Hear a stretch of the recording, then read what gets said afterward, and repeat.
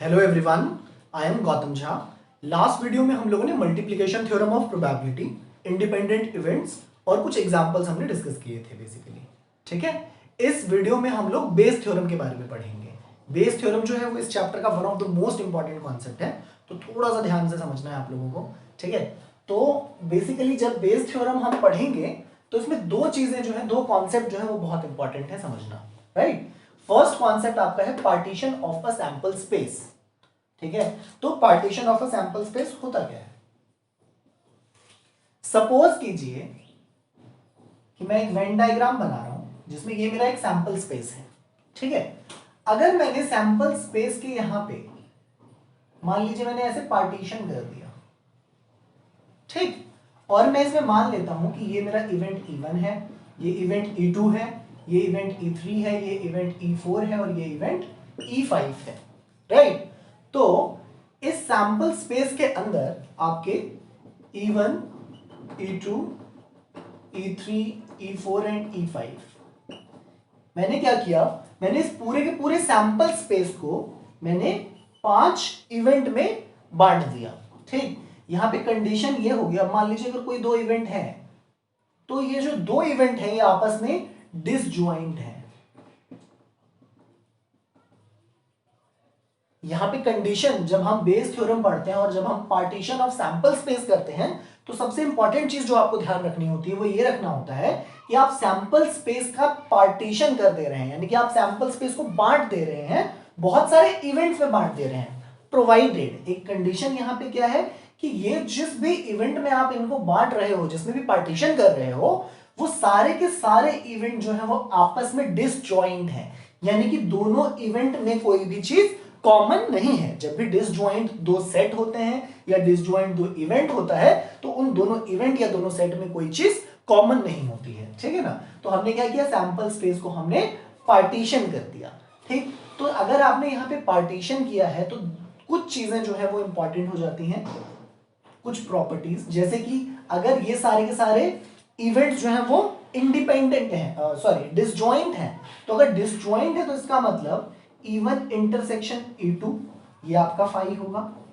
Right, अगर मैं E1 का E3 के साथ लूं तो भी वो फाई आएगा, अगर E1 का मैं E4 के साथ इंटरसेक्शन लूं वो भी फाई आएगा, और E1 का E5 के साथ लूं तो वो भी फाई या फिर नल सेट आएगा। ठीक है ना, तो मतलब कि दोनों में, यानी कि अगर दो इवेंट जो आपके डिसजॉइंट हैं तो जो भी इंटरसेक्शन होगा वो फाई आएगा। राइट, तो इन जनरल आप यहां पे लिखते हो कि EI इंटरसेक्शन EJ जो होता है वो फाई होगा।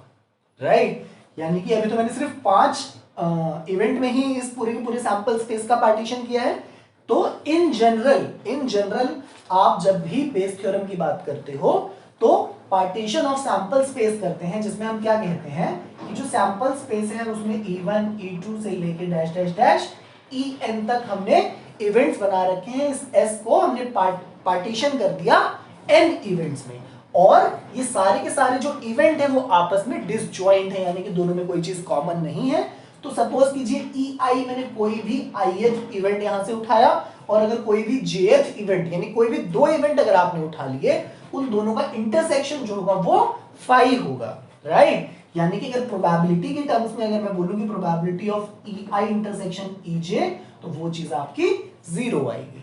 ठीक है, पहली चीज ये। दूसरा बहुत इंपॉर्टेंट चीज इसमें क्या होगा कि फॉर एग्जांपल जैसे यहां पे मैंने सैंपल स्पेस को 5 इवेंट में पार्टीशन कर दिया था, तो मैं यहां पे लिख सकता हूं कि भाई E1 union E2 union E3 union E4 union E5, अगर मैंने सबको मिला दिया, यूनियन मतलब आप ऐड कर रहे हो। राइट, तो अगर आपने पांचों के पांचों इवेंट को अगर आपने यूनियन कर दिया तो आपका आंसर क्या आएगा, आपका आंसर आएगा सैंपल स्पेस।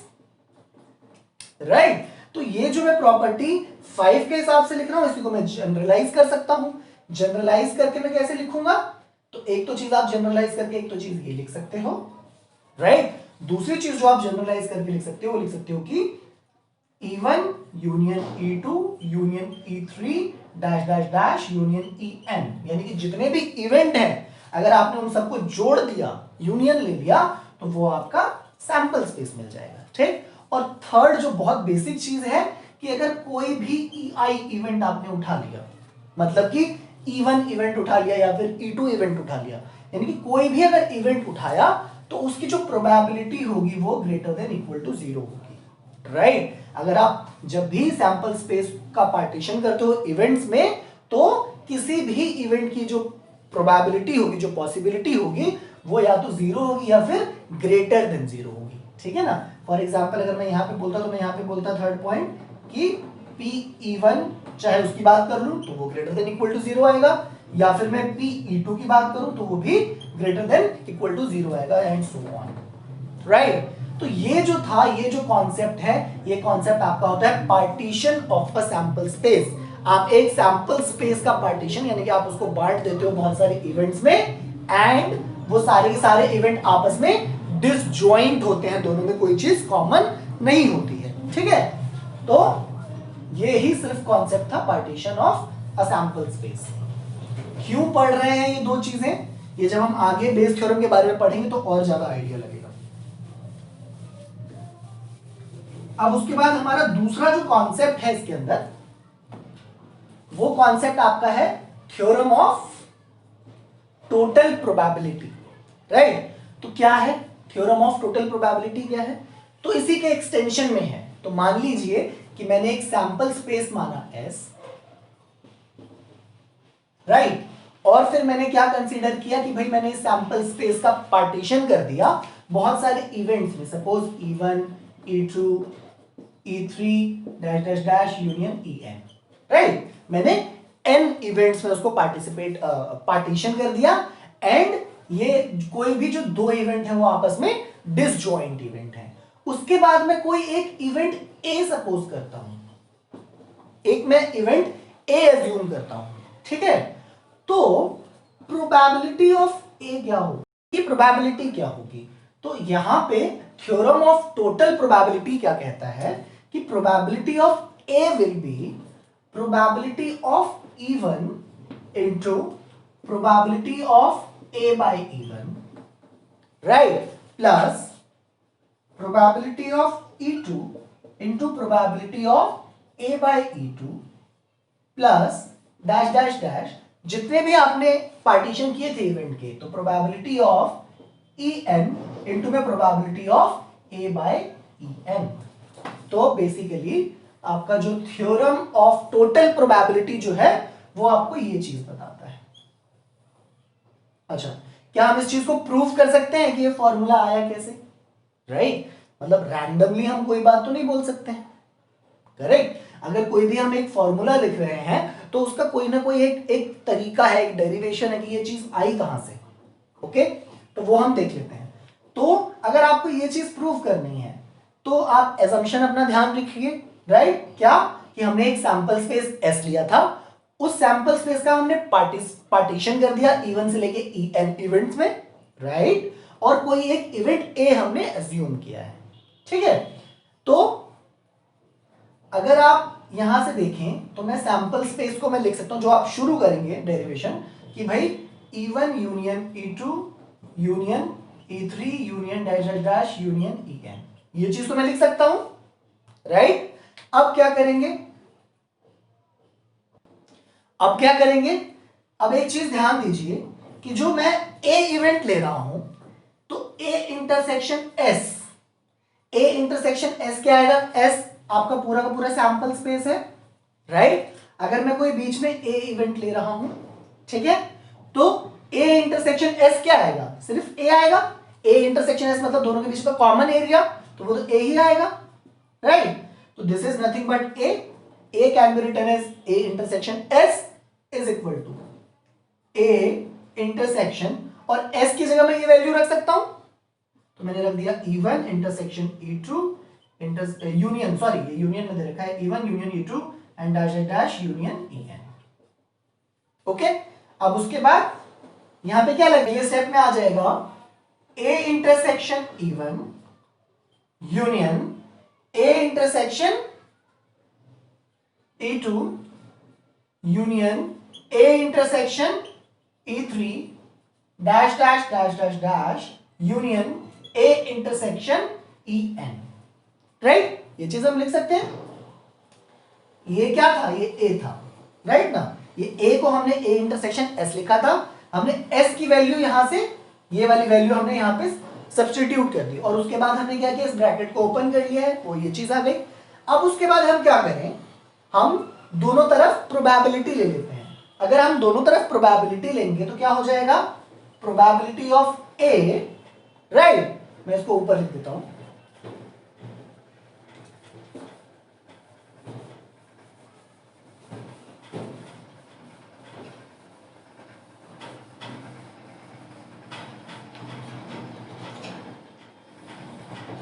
ये क्या हो जाएगा, प्रोबेबिलिटी जब लेंगे तो ए का प्रोबेबिलिटी लिया तो probability of A is equal to, यहां पे अगर आप प्रोबेबिलिटी ले रहे हो तो ये क्या होगा, probability of A intersection E1, और ये यूनियन लगा हुआ है तो जब आप प्रोबेबिलिटी देते हैं तो ये प्लस हो जाता है, फिर ये हो जाएगा probability of A intersection E2 plus probability of A intersection E3 plus dash dash dash plus probability of A intersection En। Correct, ये चीज हो जाएगी।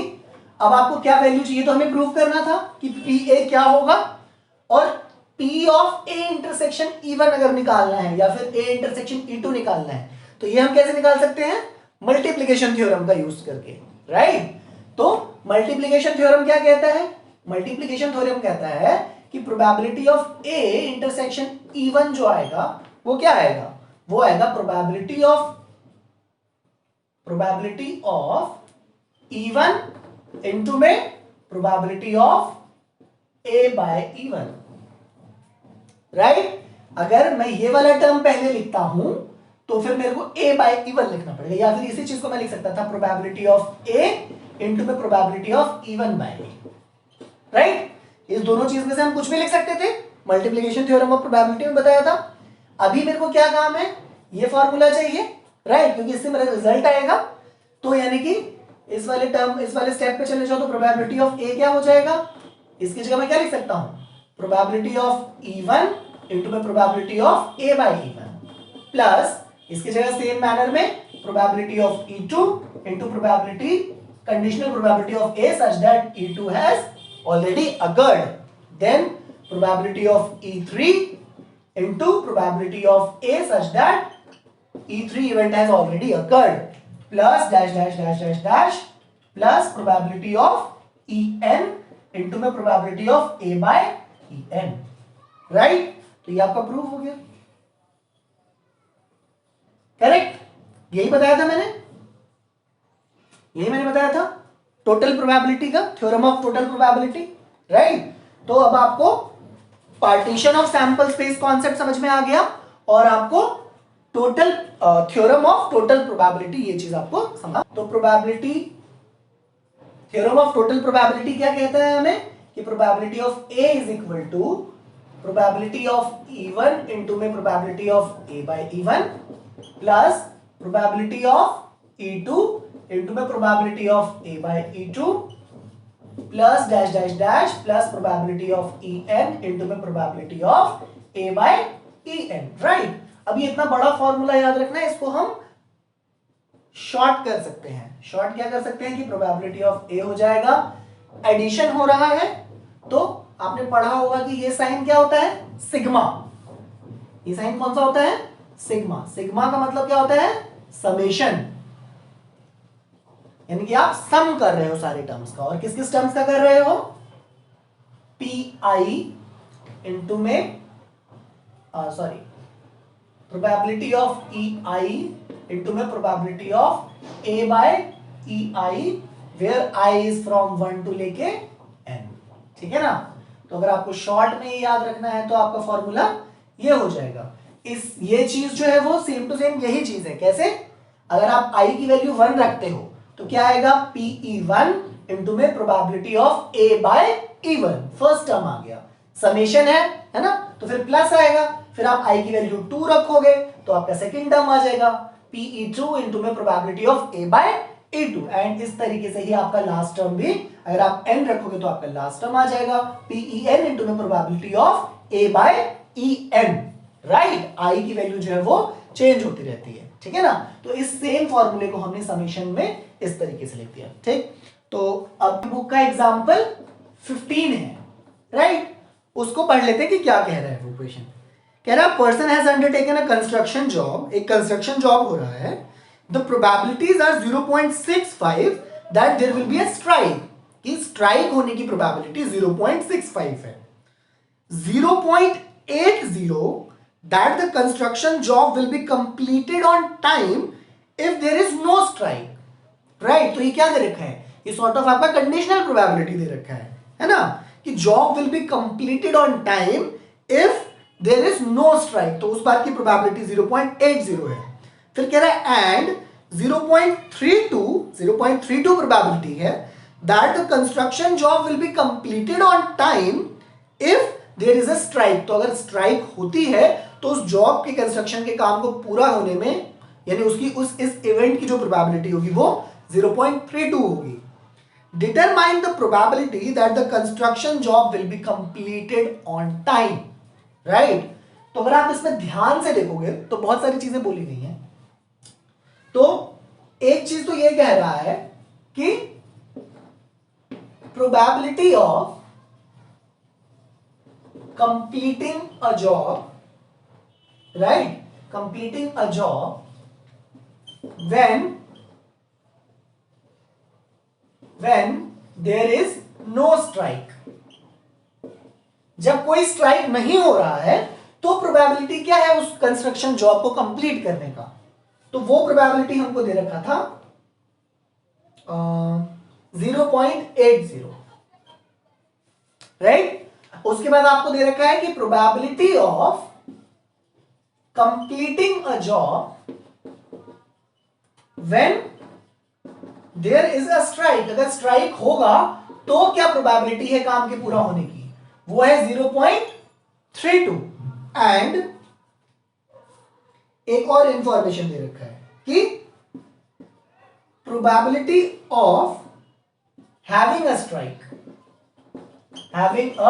स्ट्राइक, तो स्ट्राइक के होने की प्रोबेबिलिटी जो है वो 0.65। आपको तीन चीजें दे रखी हैं, राइट, कि जॉब कंप्लीट हो जाए जब कोई स्ट्राइक ना हो, जॉब कंप्लीट हो जाए जब एक स्ट्राइक हो, और स्ट्राइक के होने की प्रोबेबिलिटी भी दे दी 0.65, ठीक है। पूछा क्या गया है आपसे पूछा गया है find the probability of completing a job on time, कि जो जॉब है कंस्ट्रक्शन का वो टाइम पे खत्म हो जाए, इस बात की प्रोबेबिलिटी क्या है, राइट। अगर आप बहुत ध्यान से अगर इसको समझोगे, ठीक है ना, तो हमने जो आपको बताया, मैंने ये पहली बात तो मैं बता चुका हूं कि ये टोटल प्रोबेबिलिटी पे क्वेश्चन है, राइट। बट जब प्रोबेबिलिटी से क्वेश्चन आएगा तो ये बेस थ्योरम पे भी हो सकता था, जो कि बेस थ्योरम मैंने अभी नहीं बताया है, करेक्ट। तो ये टोटल प्रोबेबिलिटी का क्वेश्चन किस तरीके से और उसकी जो इंफॉर्मेशन है वो क्या क्या दे रखा है, राइट। तो सबसे पहले जाते हैं कि भाई टोटल प्रोबेबिलिटी का हमें जो थ्योरम ऑफ टोटल प्रोबेबिलिटी था फॉर्मूला क्या था उसका फॉर्मूला था probability of A is equal to probability of E1 into में A by E1 plus probability of E2 into में A by E2 dash dash dash probability of En into में probability A by En, right. तो एक तो E1, E2, E3 events की probability, एक तो ये चीजें हैं। फिर एक चीज क्या है, कंडीशनल प्रोबेबिलिटी जैसी चीज है, ठीक है। तो ये तो आपको पता है कि ये कंडीशनल प्रोबेबिलिटी है। आपसे पूछा क्या गया लास्ट में, probability of completing a job on time, right. तो इसका मतलब ए इवेंट क्या है, देखो अगर आप वैसे एकदम से क्वेश्चन पढ़ोगे और ये दिमाग लगाओगे भाई ए इवेंट क्या है, E1 इवेंट क्या है और E2 इवेंट क्या है, तो हो सकता है कि आपको प्रॉब्लम हो, राइट। लेकिन ये एक कंडीशनल प्रोबेबिलिटी दे रखी है, ये भी एक कंडीशनल प्रोबेबिलिटी दे रखी है, राइट।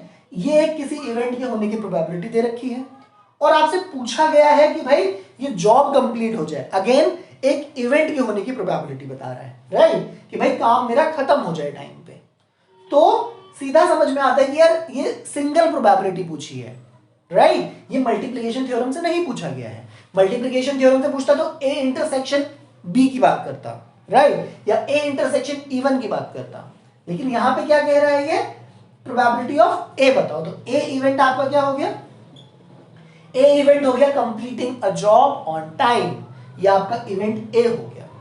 ठीक है, अब उसके बाद क्या बोल रहा है वो, अब या तो स्ट्राइक हो रही है या स्ट्राइक नहीं हो रही है, करेक्ट। तो क्या बोलूं मैं, E1 को मैं बोलूं कि no strike event, event of having no strike, और E2 को क्या बोल दूं मैं, event of having strike, right. E1 को मैं अगर बोल देता हूं नो स्ट्राइक, तो E2 को मैं क्या बोलूंगा, event of having a strike. तो फिर उसके बाद ये चीज क्या दे रखी है, कंप्लीटिंग अ जॉब, यानी probability of A when there is no strike. तो यानी ये टर्म जो दे रखा है ये आपको दे रखा है probability of completing a job, यानी A such that there is no strike, यानी कि probability of A by E1 दे रखा है, ये आपको probability of A by E1 दे रखा है। और जब आप इसकी बात करेंगे probability of completing a job यानी कि probability of A such that when there is a strike, जब स्ट्राइक हो रहा है, तो स्ट्राइक होना इवेंट क्या था, E2 था, यानी कि आपको a बाय E2 दे रखा है, करेक्ट। ओके, अगर E1 ये है और E2 ये है, स्ट्राइक का ना होना E1 इवेंट है और स्ट्राइक का होना अगर E2 इवेंट है, तो ये E1 और E2 क्या है, E1 इंटू इंटरसेक्शन E2 जो आएगा वो फाई आएगा, राइट।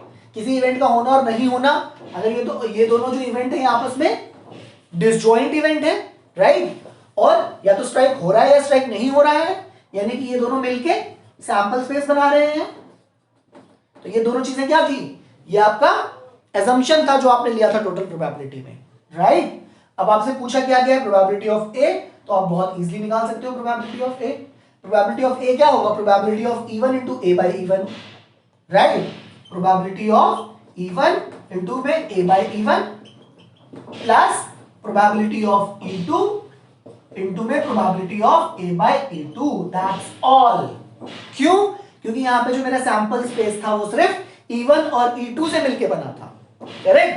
तो अब हमें क्या चाहिए, a बाई E1 भी मिल गया, मेरे को समझ में आ गया a बाई E1 क्या दे रखा है, और a बाई E2 क्या दे रखा है वो भी समझ में आ गया। अब प्रोबेबिलिटी ऑफ E1 चाहिए हैविंग अ स्ट्राइक, यानी कि ये क्या दे रखा है आपको, ये प्रोबेबिलिटी ऑफ E2 दे रखा है। तो प्रोबेबिलिटी ऑफ E2 मिल गया मेरे को। अब अगर हैविंग अ स्ट्राइक का प्रोबेबिलिटी 0.65 है, तो स्ट्राइक नहीं होने का प्रोबेबिलिटी क्या होगा, तो यानी कि प्रोबेबिलिटी ऑफ E1 क्या होगा, प्रोबेबिलिटी ऑफ E1 होगा 1 माइनस प्रोबेबिलिटी ऑफ E2, ठीक है।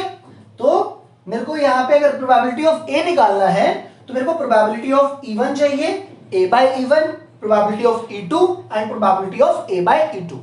a बाई E1 ये दे रखा है, a बाई E2 मेरा ये दे रखा है, और प्रोबेबिलिटी ऑफ E2 भी पता है। तो प्रोबेबिलिटी ऑफ E1 निकालना है, E1 क्या था, नो स्ट्राइक, तो स्ट्राइक होने की प्रोबेबिलिटी कितनी है 0.65, स्ट्राइक के होने की प्रोबेबिलिटी है। तो स्ट्राइक के नहीं होने की प्रोबेबिलिटी मतलब प्रोबेबिलिटी ऑफ E1 कितना हो जाएगा, 1 minus probability of E2, that means 1 minus 0.65, that is 0.35। Okay, अब यहां पे वैल्यूज सब्स्टिट्यूट कर दो, यहां पे E1 कितना हो गया 0.35 इंटू में a बाई E1 कितना हो गया 0.80 प्लस प्रोबेबिलिटी ऑफ E2 कितना हो गया 0.65 into probability of a by E2 ये कितना हो गया 0.32, राइट। इसे जब आप मल्टीप्लिकेशन करोगे तो ये आपका आ जाएगा, ये आ जाएगा 0.28 प्लस 0.208, और ये फाइनल आंसर आपका आ जाएगा 0.488 प्रोबेबिलिटी ऑफ ए। ये जो कैलकुलेशन ये मैंने करा नहीं है, डायरेक्ट लिख दिया है, ठीक है। तो आप लोग कर लेंगे इसे, राइट। हमें कि भाई प्रोबेबिलिटी जो टोटल प्रोबेबिलिटी है, थ्योरम ऑफ टोटल प्रोबेबिलिटी, उस पे क्वेश्चंस किस तरीके से आएंगे और आपको किस तरीके से अप्रोच कैसे करना है, राइट। तो अब हम जाते हैं कि भाई बेस थ्योरम क्या होता है हमारा। तो बेस थ्योरम को पढ़ाने के लिए ही हमने दो चीज पढ़ा था। एक तो कॉन्सेप्ट पढ़ा था कि भाई हम सैंपल स्पेस का पार्टीशन कर देते हैं, और दूसरा हमने कॉन्सेप्ट पढ़ा कि भाई टोटल प्रोबेबिलिटी कैसे निकाला जाता है किसी भी इवेंट का, ठीक है। तो बेस थ्योरम देख लेते हैं, बेस थ्योरम क्या कहता है। Bayes theorem, right. Base theorem में भी आप एजम्पशन वही लेते हो कि हमारा एक सैंपल स्पेस है जिसका हमने पार्टीशन कर दिया है E1, E2, E3 से लेके En इवेंट्स हैं, ठीक है। और S को मैं लिख सकता हूं E1 union E2 union E3 dash dash dash union En, okay. और मैं कोई एक इवेंट माने, ठीक है, जिसका नॉन जीरो प्रोबेबिलिटी है, मतलब कि A की probability greater than equal to 0 है। तो बेस थ्योरम आपका क्या कहेगा कि भाई probability of EI upon A, probability of EI upon A will be probability of EI into में probability of A by EI upon summation of probability of EJ into probability of A by EJ when J is equal to 1 to N, and I can be 1, 2, 3 and so on.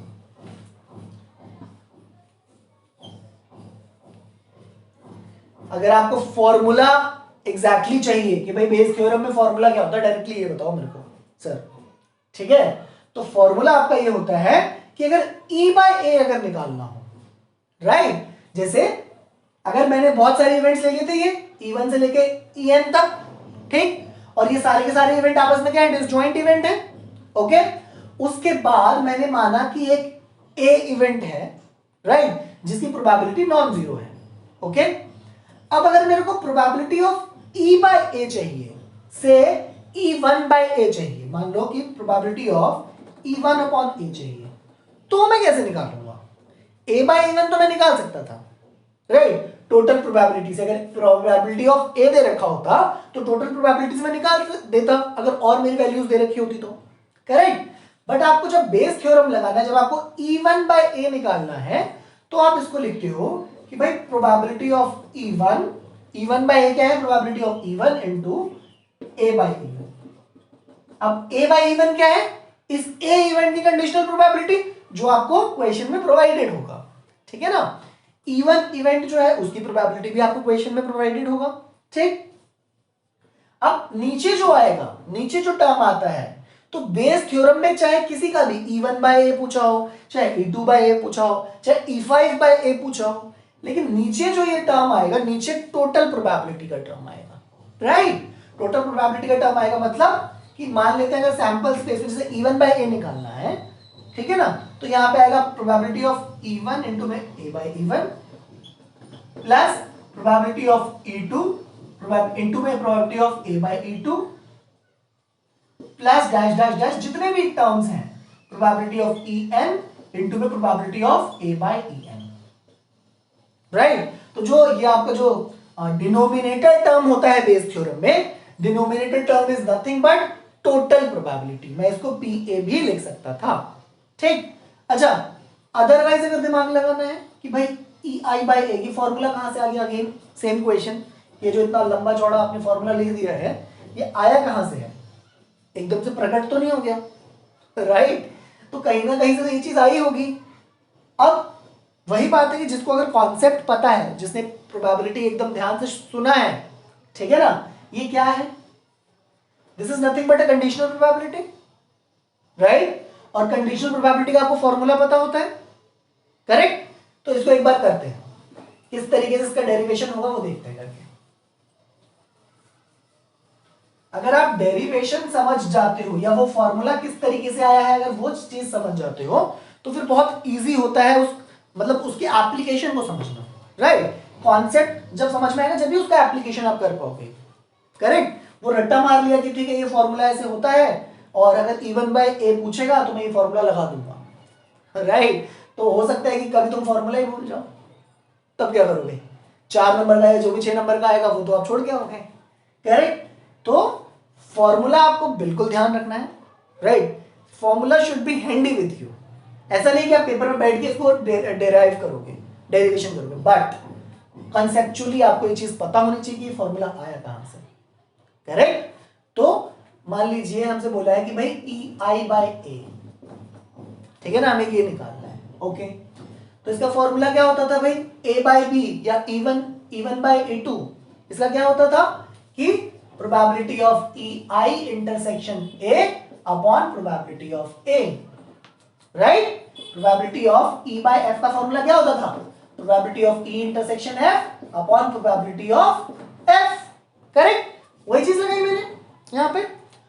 अब ये जो ऊपर की चीज है ई आई intersection A, ये कैसे लिख सकता हूं मैं, तो ये आपको अगर ध्यान से देखो तो ये आप मल्टीप्लिकेशन थ्योरम ऑफ प्रोबेबिलिटी से निकाल सकते हो, करेक्ट। इसको आप क्या लिख सकते हो, ये होगा मेरा probability of E i into में probability of A by E i, right. मैंने इस वाली चीज में यहां पे ऊपर जो न्यूमरेटर का टर्म है उसमें मैंने मल्टीप्लिकेशन थ्योरम ऑफ प्रोबेबिलिटी लगा दिया, करेक्ट, अपॉन प्रोबेबिलिटी ऑफ ए, और प्रोबेबिलिटी ऑफ ए अभी निकलवाया है आपसे, टोटल प्रोबेबिलिटी है ना, थ्योरम ऑफ टोटल प्रोबेबिलिटी से। तो थ्योरम ऑफ टोटल प्रोबेबिलिटी क्या बोलेगा कि भाई प्रोबेबिलिटी ऑफ E1 इंटू में A by E1 plus probability of E2 into में probability of A by E2 and dash dash dash dash dash जितने भी हैं, अगर n तक है तो प्रोबेबिलिटी ऑफ En इंटू में probability of A by En, right. और ये चीज आपकी यही आ गई, इस वाली टर्म को अब हमने क्या किया था, समेशन में डाल दिया, करेक्ट। तो ये चीज आपको एकदम अच्छे से ध्यान रहना चाहिए, ठीक। अगर इतना लंबा चौड़ा फॉर्मूला नहीं याद आ रहा है तो दिमाग में ऐसे बिठा लो कि भाई कोई एस है, ठीक, और इसमें 3 इवेंट है E1 E2 E3 है, ठीक। और बेस थ्योरम में क्या पूछेगा, E1 बाय ए पूछेगा, और कोई एक इवेंट ए भी दे रखा है, और पूछेगा E1 बाय ए।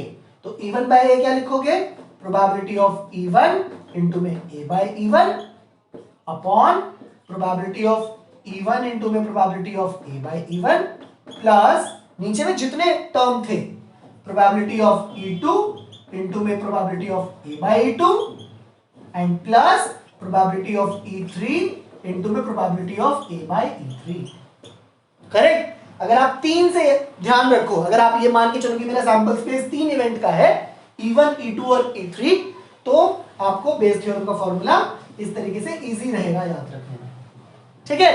अगर यहीं पे E2 बाय ए हो जाता तो ऊपर में खाली प्रोबेबिलिटी ऑफ E2 इंटू में probability of A by E2 हो जाता, लेकिन नीचे ये पूरा का पूरा टर्म एज इट इज रहता, करेक्ट। अच्छा, एक कंफ्यूजन बच्चों को हो सकता है, ये हो सकता है कि सर आप तो ये कह रहे हो कि सैंपल स्पेस S को आपने डिवाइड किया है E1 E2 और E3 में, 3 में ही डिवाइड किया है, और आप एक चौथा इवेंट A भी मान रहे हो, करेक्ट। लेकिन आप कह रहे हो कि नीचे वाले टर्म में तो खाली 3 का ही लिखो, E1 E2 और E3 का लिखो, A का क्यों नहीं लिख रहे हो, मतलब 4 हो गया ना सैंपल स्पेस, राइट। ये कंफ्यूजन आ सकता है, बट जब हम लोग टोटल प्रोबेबिलिटी जो पढ़ रहे थे, थ्योरम ऑफ टोटल प्रोबेबिलिटी, वहीं पे हमने असम्पशन माना था, तो वहां पे जो वेन डायग्राम होता है वो इस तरीके का होता है कि मेरा सैंपल स्पेस S है, ठीक, मैंने इसको मान लो कि 3 इवेंट में बांट दिया, event A1, event E2, event E3, और ये तीनों के तीनों मिलके मेरा सैंपल स्पेस दे रहा है, और ये आपस में जो तीनों के तीनों है वो उनका इंटरसेक्शन फाई है, कुछ नहीं आ रहा उसका इंटरसेक्शन। इसके बाद जब टोटल प्रोबेबिलिटी का जो थ्योरम पढ़ा था उसमें हमने बोला कि एक और इवेंट A मान लो, राइट, और ये A इवेंट जो है वो S सैंपल स्पेस में है, लेकिन इसका लेना देना कुछ भी उससे नहीं है।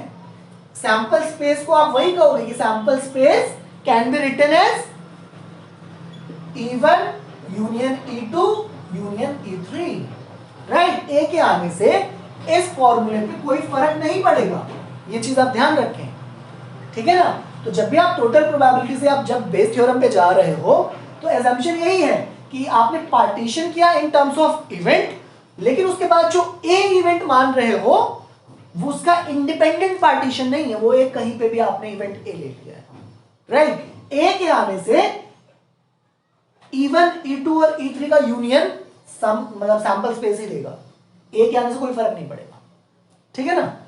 तो आई होप कि तुम्हें बेस थ्योरम समझ में आ गया हो। अब यह है कि भाई इस पे बेस्ड कुछ क्वेश्चंस देख लेते हैं, कुछ एग्जांपल्स जो तुम्हारे इंपॉर्टेंट एग्जांपल्स हैं वो देख लेते हैं, सो दैट और क्लैरिटी आ जाएगी। ठीक है, तो बेस थ्योरम की कुछ एग्जांपल्स देखते हैं। इसमें क्या है कि जब भी आप क्वेश्चन पढ़ोगे बेस थ्योरम के, जब भी प्रॉब्लम सॉल्व करोगे, तो कभी कभी क्या होता है कि एक पैराग्राफ का क्वेश्चन ही लिखा होता है, तो ये दिक्कत हो सकती है कि भाई क्वेश्चन समझ में ही नहीं आ रहा कि कहना क्या चाह रहा है। ठीक है, तो जो भी वो एक पैराग्राफ का क्वेश्चन दे रखा है, आप उसको 4 बार पढ़ो। क्वेश्चन ही नहीं समझ में आएगा तो अप्रोच समझ में आएगा ही नहीं कि भाई आगे करना क्या है।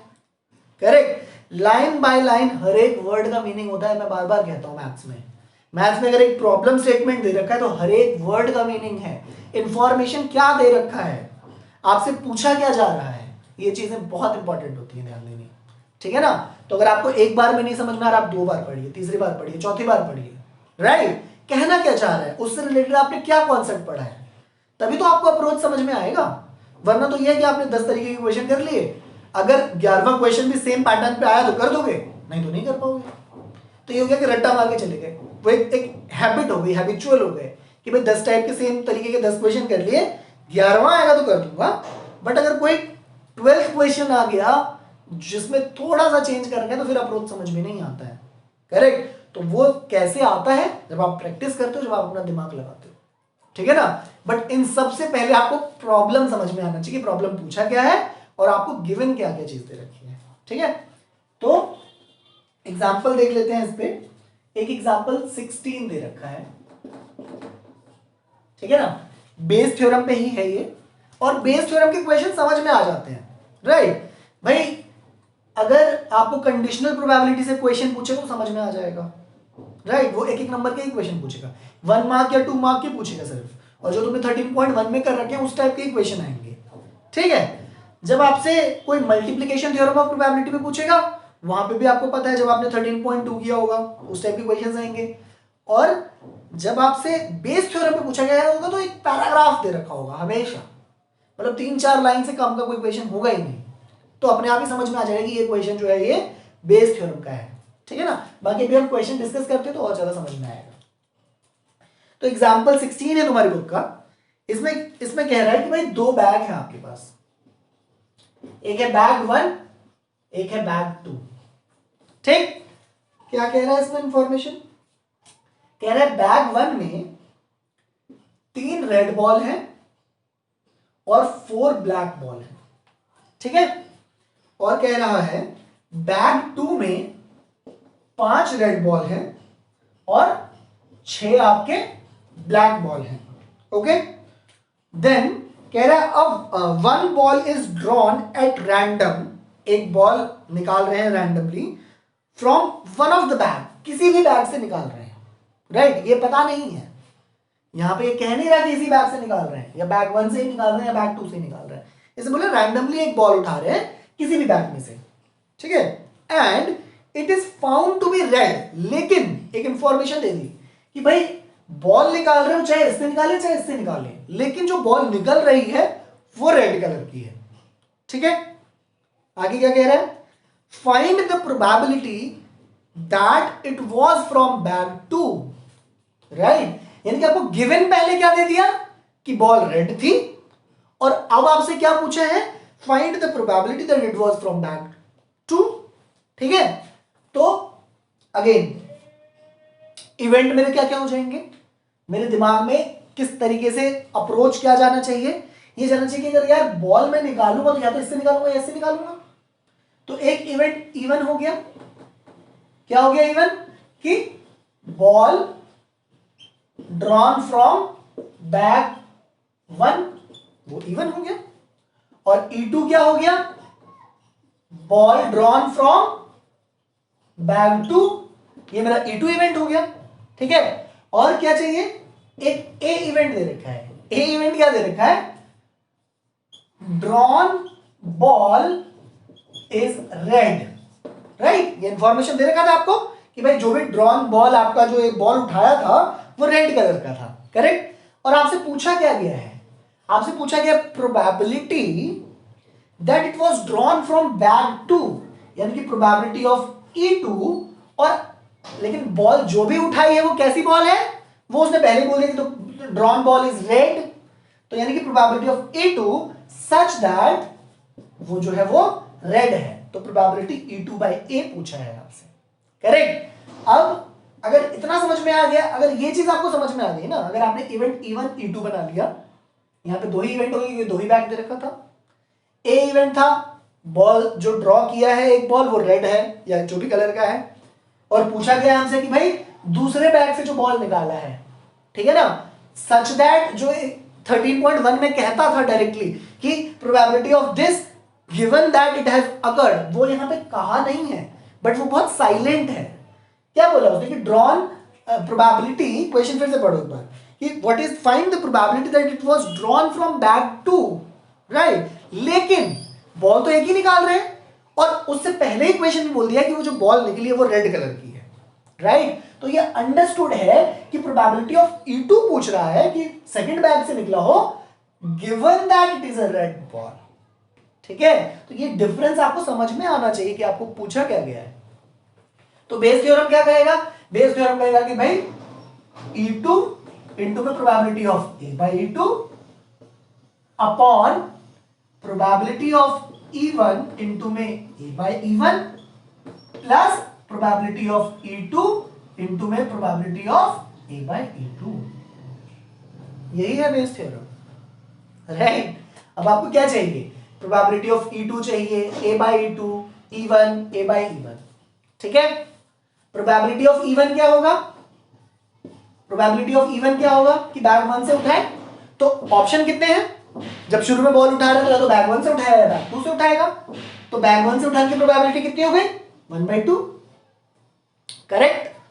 प्रोबेबिलिटी ऑफ E2 क्या होगा कि बैग 2 से उठाने की प्रोबेबिलिटी क्या होगी, वो भी 1/2 होगी, करेक्ट। और क्या कह रहे हैं, और कोई इंफॉर्मेशन हमसे नहीं दिया गया है। अब हमें निकालना है कि probability of A by E1 क्या होता है, ये हमें निकालना है, ये आपको क्वेश्चन में देने ही रखा है, इंफॉर्मेशन सिर्फ इतना ही दिया हुआ है आपको क्वेश्चन में, A by E1 निकालना है और probability of A by E2 निकालना है।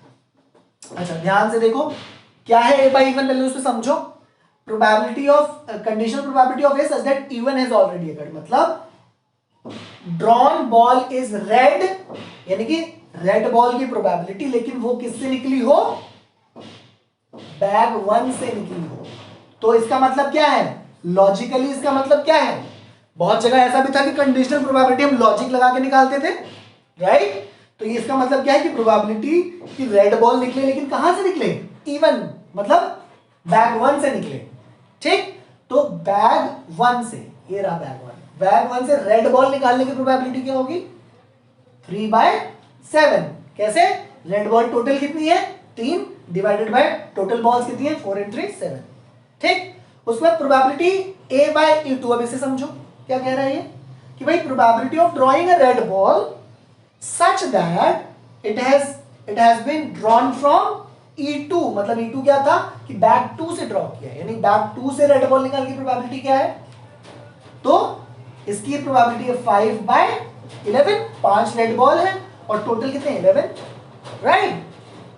तो यहां पे देखो ये क्या आएगा, probability of E2 by A क्या आएगा, ये आएगा प्रोबेबिलिटी ऑफ E2 यानी कि 1/2 इंटू में A by E2, A by E2 कितना है 5/11 अपॉन प्रोबेबिलिटी ऑफ E1 यानी कि 1/2 इंटू में A by E1, A by E1 कितना है 3/7, तो 3/7 plus probability of E2 into A by E2 क्या है, ऊपर वाला ही टर्म है, तो ये हो गया 1/2 इंटू में 5/11, राइट। इसको जब आप सॉल्व करोगे तो आपका आंसर आ जाएगा 35/68। कैलकुलेशन नहीं कर रहा हूं, कैलकुलेशन आप खुद कीजिए, ठीक है। तो इस तरीके से जो एप्लीकेशन था कि अप्लाई कैसे करोगे बेस थ्योरम को, वो इस तरीके से होता है, ठीक है ना। ये तो खैर एक सिंपल क्वेश्चन दे रखा था, बहुत सारे वैरायटी ऑफ क्वेश्चन दे रखे हैं, ठीक है। कुछ एक हम डिस्कस कर लेते हैं, राइट। तो एक और एग्जांपल हम देखते हैं, पहले हम इसे मिटा दें। तो इस तरीके से जो है आपको बेस थ्योरम के क्वेश्चंस को आप अप्रोच करोगे। अच्छा ट्रिक क्या है इसमें, भाई सबसे पहले तो ये नई चीज है, थोड़ी सी हो सकता है कि किसी के लिए थोड़ी सी टिपिकल लगे, थोड़ा डिफिकल्ट लगे किसी को, तो आप कॉन्सेप्ट में फॉर्मूला याद रखो, ठीक है ना। मिनिमम आप क्या कर सकते हो, आप फॉर्मूला ध्यान रखो उसको अप्लाई कैसे करना है वो समझने की कोशिश करो। ठीक, तो जितने वैरायटी ऑफ क्वेश्चन बुक में दे रखे हैं पहले वो कर लो, जितने एग्जांपल दे रखे हैं एक्सरसाइज में जितना दे रखा है, मिसलेनियस एक्सरसाइजेस में जितने दे रखे हैं बेस थ्योरम के, वो सारा अटेम्प्ट करो, उसके बाद आप नया क्वेश्चन कुछ भी अप्रोच कर पाओगे। ठीक है, तो नेक्स्ट क्वेश्चन देखते हैं। अगला क्वेश्चन जो है हमारा एग्जाम्पल 17 है। क्या कह रहे हैं भाई एग्जाम्पल 17? अच्छा, कह रहा है given 3 identical boxes 1 2 and 3, 3 identical boxes दे रखे हैं, बॉक्स 1, बॉक्स 2, बॉक्स 3, 3 बॉक्सेस दे रखे हैं आपको। ओके, ईच कंटेनिंग 2 कॉइन्स, हर में 2 सिक्के हैं, 2 कॉइन हैं। In box 1 both coins are gold coins, यहां पे जो दोनों है वो गोल्ड कॉइन है। In box 2 both are silver coins, यहां पे दोनों सिल्वर कॉइन्स हैं। और there are 1 gold and 1 silver coin in box 3, एक गोल्ड और एक सिल्वर कॉइन है। ठीक है ना, यहां पे एक गोल्ड एक सिल्वर है, यहां पे दोनों के दोनों सिल्वर है, और यहां पे दोनों के दोनों गोल्ड कॉइन है। ओके जी, क्या कह रहा है आगे? A person chooses a box at random, यानी सबसे पहले वो किसी ना किसी बॉक्स को चूज कर रहा है। ठीक है, and takes out a coin, right, जैसे उस वाले क्वेश्चन में, पिछले वाले में बैग को ले रहा था और एक बॉल को ड्रॉ कर रहा था, तो यहां पे क्या है, बॉक्स को कर रहा है, बॉक्स को चूज कर रहा है और उसमें से एक कॉइन निकाल रहा है। ठीक है, आगे क्या कह रहा है? If the coin is a gold, जैसे वहां पे क्या था, जो बॉल ड्रॉ किया था वो बोल दिया कि the ball drawn is a red ball, तो यहां पे क्या बोल दिया, गिवन दैट, क्या दे दिया कि the coin drawn is a gold coin. ठीक है, then what is the probability that other coin in the box is also of gold, पूछा गया। पहले एक बार से ध्यान से देखो, कह रहा है what is the probability that the other coin in the box is also of gold, ये आपसे क्वेश्चन पूछा गया है। ठीक है, चलो क्वेश्चन क्या कह रहा है पहले उस पर नहीं जाता हूं मैं, क्या क्या इंफॉर्मेशन दे रखा है उस पर जाते हैं। ठीक है ना, कि भाई इवन मेरा एक इवेंट हो गया कि box 1 is selected, right, E2 मेरा इवेंट हो गया कि बॉक्स 2 इज सिलेक्टेड, और E3 मेरा इवेंट हो गया box 3 is selected. Correct, A event क्या हो जाएगा फिर? ए इवेंट क्या हो जाएगा? Coin drawn is of gold. Correct, उसने बोला ना कि भाई एक कॉइन निकाला and if the coin is a gold, ठीक है ना, तो coin drawn is of gold, ये मैंने ए इवेंट मान लिया। ठीक है, अब आपसे पूछा गया है कि भाई प्रोबेबिलिटी निकालो अगर अगला सिक्का एक और निकालना हो वो भी गोल्ड का हो। एक तो निकाल चुके हैं, ठीक है, पिछले वाले क्वेश्चन से ये डिफरेंट क्वेश्चन है। वहां पे क्या था, जो बॉल ड्रॉ किया था उसी के बारे में कह रहा था कि भाई बॉल ड्रॉ किया हो इस बॉक्स से किया हो, इस बैग से किया हो।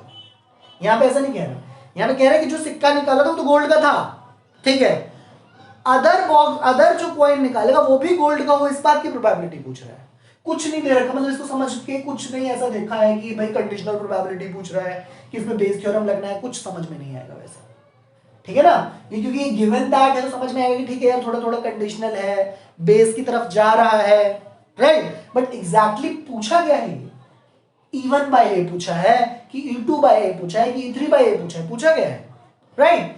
तो दूसरा सिक्का भी गोल्ड का निकले, किस में पॉसिबल हो सकता है ये कि दूसरा सिक्का भी गोल्ड का निकले? अगर पहला सिक्का गोल्ड निकल चुका है तो सिर्फ और सिर्फ इसमें पॉसिबिलिटी हो सकती है। करेक्ट, भाई पहला सिक्का गोल्ड का निकल गया तो पहला सिक्का गोल्ड का किसमें होता है? या तो इसमें होता है, इसमें होता। लेकिन दूसरा the other coin in the box is also of gold, तो किसमें निकलेगा? सिर्फ 1 में से निकलेगा। इसका मतलब आपसे पूछा गया है E1 बाय ए, आपसे पूछा गया है कि प्रोबेबिलिटी कि E1 यानी कि बॉक्स 1 को सेलेक्ट किया जाए, सच दैट बॉक्स 1 को सेलेक्ट किया जाए और सिक्का निकाला जाए such that this A the coin is already drawn, जो ऑलरेडी कॉइन मतलब जो कॉइन ड्रॉन था वो गोल्ड का था, ठीक है ना, कि अगर पहला वाला सिक्का अगर गोल्ड का था तो अभी की प्रोबेबिलिटी बताओ कि दूसरा सिक्का भी गोल्ड का हो, तो वो किस में पॉसिबल था, ये पहले वाले में ही था। तो ये एकदम डायरेक्टली नहीं दे रखा कि E1 बाय ए निकालो, बट आप इस जब स्टेटमेंट को समझोगे तब आपको समझ में आएगा ये E1 बाय ए कहना है, ठीक है। तो क्या हो जाएगा ये E1 इंटू में probability of A by E1 upon probability of E1 into में A by E1 plus probability of E2 into में probability of A by E2 plus probability of E3 into में probability of A by E3। Correct. अब क्या क्या चाहिए आपको, probability of E1 चाहिए।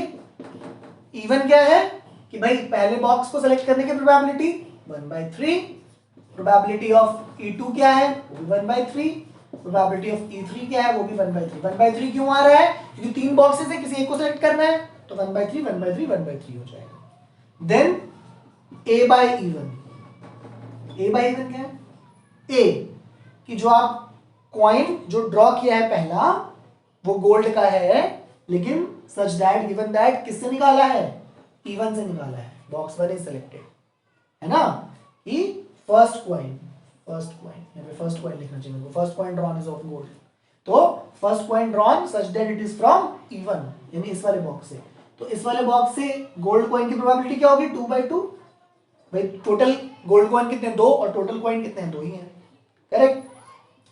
Probability of A by E2 क्या हो जाएगा कि गोल्ड कॉइन फ्रॉम E2, है ना, ये लॉजिकली निकाल रहे हैं, ये समझ के निकाल रहे हैं कि क्या कहना क्या चाह रहा है कि probability of first coin drawn is of gold such that the box selected is 2। तो इसका मतलब क्या होगा कि दूसरे वाले बॉक्स से एक गोल्ड कॉइन निकालने की प्रोबेबिलिटी कितनी होगी, तो दूसरे में कितने गोल्ड कॉइन्स हैं 0 और टोटल कॉइन्स है 2, तो ये 0 आ गया।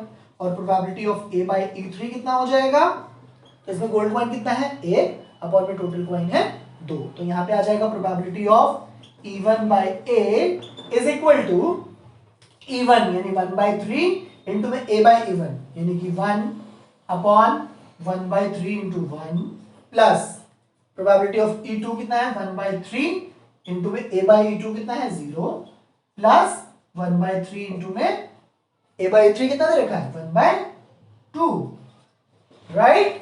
इसको जब आप सॉल्व करोगे तो this comes out to 2/3, correct. I hope आपको अब समझ में आ रहा है कि किस तरीके से आप बेस थ्योरम को लगा पाओगे, ठीक है ना। तो आप इस तरीके से ही और एग्जांपल्स आप सॉल्व करो और एक्सरसाइज के क्वेश्चन सॉल्व करना शुरू करो। शुरू के जो क्वेश्चंस हैं वो काफी इजी क्वेश्चंस हैं, अगर आपको ये दोनों एग्जांपल समझ में आ गया है तो आप वो सारे के सारे क्वेश्चंस कर पाओगे, ठीक है ना। फिर भी अगर आपको कोई क्वेश्चन डिफिकल्ट लगता है तो आप कमेंट सेक्शन में लिखिए, मैं उस क्वेश्चन का सॉल्यूशन बताऊंगा, डिस्कस कर लेंगे उसको कि क्वेश्चन किस तरीके से क्या दे रखा है, क्या पूछा गया है, ठीक है ना, एक अप्रोच डिस्कस कर लेंगे। और तब तक आप अपना प्रैक्टिस जारी रखिए और तैयारी शुरू कर दीजिए, एकदम अच्छे से प्रिपरेशन कीजिए, पूरा का पूरा रिवाइज कीजिए, टेस्ट दीजिए, ज़्यादा इंपॉर्टेंट है, राइट। बहुत सारे स्टूडेंट्स की प्री बोर्ड्स चल रहे होंगे, करेक्ट। तो आप अपनी प्रिपरेशन को एकदम जारी रखिए, सारे सारे फॉर्मूला ऑन टिप्स होना चाहिए, करेक्ट। आप मेरे चैनल प्रवाह पे हैं, ठीक है ना, और यहाँ पे हम लोगों ने प्रोबेबिलिटी एकदम बेसिक से शुरू करके और अभी हमने बेस थ्योरम तक खत्म कर दिया है, ठीक। 2-3 एग्जांपल और है, मैं और डिस्कस करूंगा अगले लेक्चर में, और उसके बाद जो लास्ट टॉपिक है आपका प्रोबेबिलिटी डिस्ट्रीब्यूशन जो है, राइट, वो एक लास्ट टॉपिक है, वो पढ़ाना है। उसके बाद प्रोबेबिलिटी का जो चैप्टर है वो आपका खत्म हो जाएगा, कंप्लीट हो जाएगा, ठीक है। तब तक आप हमारे चैनल को देखते रहिए, चैनल का नाम है प्रवाह।